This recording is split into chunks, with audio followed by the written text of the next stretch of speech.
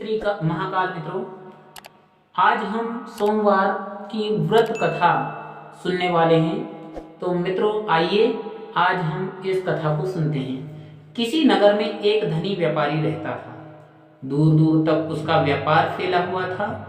नगर के सभी लोग उस व्यापारी का सम्मान करते थे। इतना सब कुछ संपन्न होने के बाद भी वह व्यापारी बहुत दुखी था, क्योंकि उसका कोई पुत्र नहीं था, जिस कारण अपनी मृत्यु के पश्चात व्यापार के उत्तराधिकारी की चिंता उसे हमेशा सताती रहती थी। पुत्र प्राप्ति की इच्छा से व्यापारी प्रत्येक सोमवार भगवान शिव का व्रत पूजा किया करता था और शाम के समय शिव मंदिर में जाकर शिव जी के सामने घी का दीपक जलाया करता था। उसकी भक्ति देखकर मां पार्वती प्रसन्न हो गई और भगवान शिव से उस व्यापारी की मनोकामना पूर्ण करने का निवेदन करने लगी। भगवान शिव बोले, इस संसार में सबको उसके कर्म के अनुसार फल की प्राप्ति होती है। जो प्राणी जैसा कर्म करते हैं उन्हें वैसा ही फल मिलता है। शिव जी द्वारा समझाने के बावजूद मां पार्वती नहीं मानी और उस व्यापारी की मनोकामना पूर्ति हेतु शिव जी से बार बार अनुरोध करती रही। अंततः माता के आग्रह को देखकर भगवान भोलेनाथ को उस व्यापारी को पुत्र प्राप्ति का वरदान देना पड़ा। वरदान के पश्चात भोलेनाथ मां पार्वती से बोले, आपके आग्रह पर मैंने पुत्र प्राप्ति का वरदान तो दे दिया, परंतु इसका यह पुत्र 16 वर्ष से अधिक समय जीवित नहीं रहेगा। उसी रात भगवान शिव उस व्यापारी के स्वप्न में आए और उस पुत्र प्राप्ति का वरदान उस व्यापारी को दिया और उसके पुत्र के 16 वर्ष तक जीवित रहने की बात उसे बताई। भगवान के वरदान से व्यापारी को खुशी तो हुई, लेकिन पुत्र की अल्पायु की चिंता ने उसकी खुशी को नष्ट कर दिया। व्यापारी पहले की तरह सोमवार के दिन भगवान शिव का विधिवत व्रत करता रहा।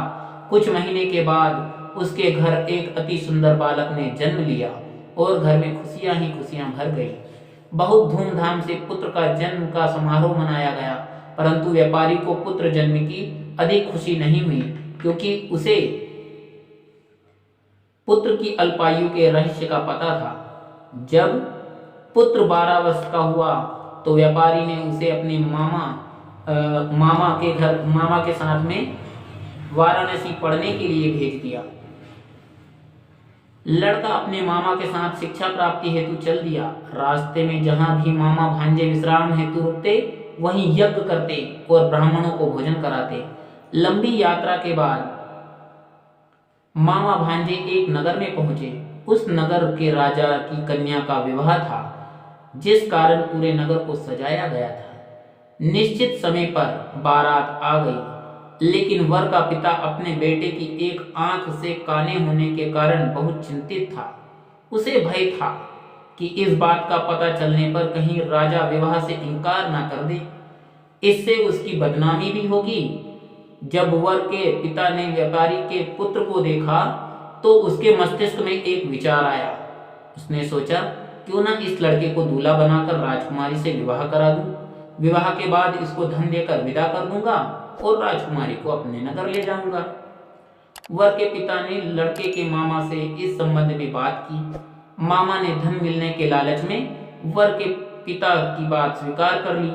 लड़के को दूल्हे का वस्त्र पहनाकर राजकुमारी से विवाह कर दिया। राजा बहुत सारा धन देकर राजकुमारी को विदा किया। शादी के बाद जब लड़का राजकुमारी के साथ लौट रहा था तो वह सच नहीं छिपा सका और उसने राजकुमारी की ओढ़नी पर लिख दिया, राजकुमारी, तुम्हारा विवाह मेरे साथ हुआ था। मैं तो वाराणसी पढ़ने के लिए जा रहा हूँ और अब तुम्हें जिस नवयुवक की पत्नी बनना पड़ेगा वह कान्हा है। जब राजकुमारी ने अपनी ओढ़नी पर लिखा हुआ पढ़ा तो उसने काने लड़के के साथ जाने से इनकार कर दिया। राजा को जब ये बात पता चली तो उसने राजकुमारी को महल में ही रख लिया। उधर लड़का अपने मामा के साथ वाराणसी पहुंच गया और गुरुकुल में पढ़ना शुरू कर दिया। जब उसकी आयु 16 वर्ष की हुई तो उसने यज्ञ किया। यज्ञ की समाप्ति पर ब्राह्मणों को भोजन कराया, खूब अन्न वस्त्र दान किए। रात को वह अपने शयन कक्ष में सो गया। शिव के वरदान के अनुसार शयनावस्था में ही उसके प्राण पंखे उड़ गए। सूर्योदय पर मामा मृत भांजे को देखकर रोने पीटने लगा।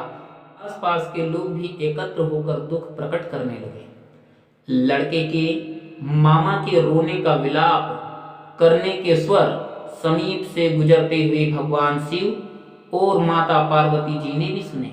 माता पार्वती ने भगवान से कहा, प्राणनाथ, मुझे इसके रोने के स्वर सहन नहीं हो रहे हैं, आप इस व्यक्ति के कष्ट को अवश्य दूर करें।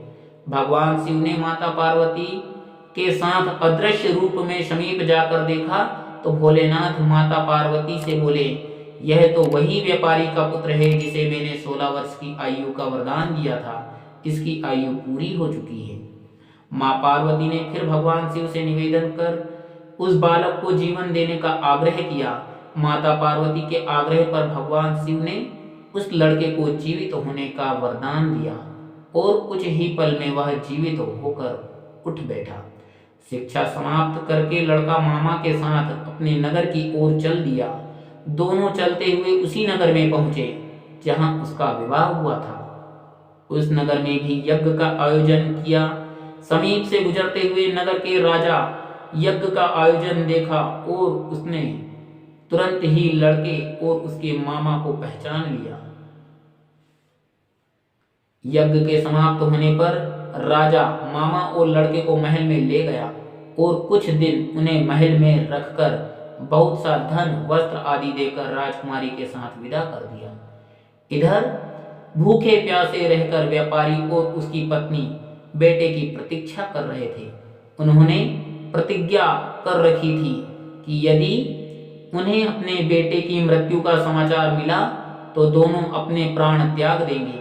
परंतु जैसे ही उसने बेटे के जीवित वापस लौटने का समाचार सुना तो वह बहुत प्रसन्न हुआ और अपनी पत्नी मित्रों के साथ नगर के द्वार पर पहुंचा।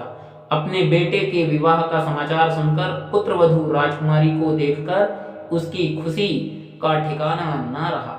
उसी रात भगवान शिव ने व्यापारी के स्वप्न में आकर कहा, हे श्रेष्ठी, मैंने तेरे सोमवार के व्रत करने और व्रत कथा सुनने से प्रसन्न होकर तेरे पुत्र को लंबी आयु प्रदान की है। पुत्र की लंबी आयु जानकर व्यापारी बहुत प्रसन्न हुआ। शिव भक्त होने तथा सोमवार का व्रत करने से व्यापारी की सभी मनोकामनाएं पूर्ण हुई। इसी प्रकार जो भी भक्त सोमवार का विधिवत व्रत करता है और व्रत कथा सुनते हैं, उनकी भी सभी इच्छाएं पूरी होती हैं। जय श्री महाकाल।